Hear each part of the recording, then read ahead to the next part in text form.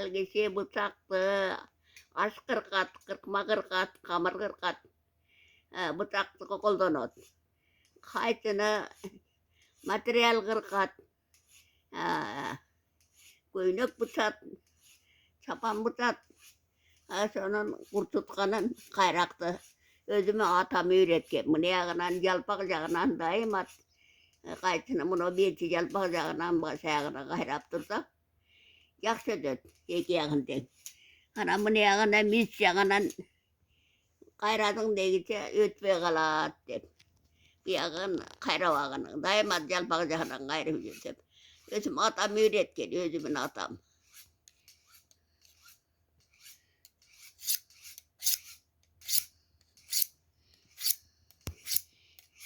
Bıçaktın aç bıçaktın sırtımın endeli oldu kaçırımın dağılıp tartıp kayradığın jalpakcağına ögöyden öyde oluyor ötet.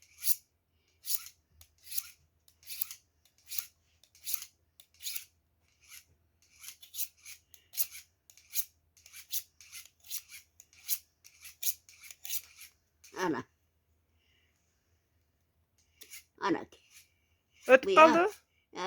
O da jartıldaydı atır. Kırkat.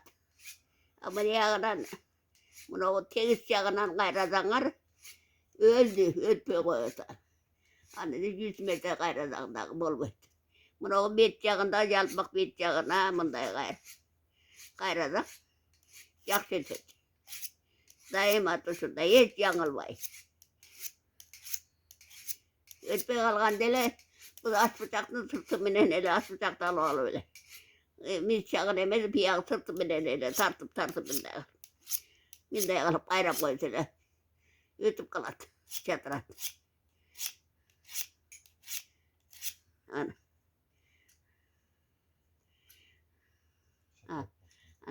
Bu ne diyeyim kırk. Zaten özüm atam öğretken kaçı kayragan bıçaktı. Bıçaktı dele. İki yağ mizin, iki yağın. İki yağın dengeli şurada kılıp kayrap koydu. Bıçak kayağı ötüyor.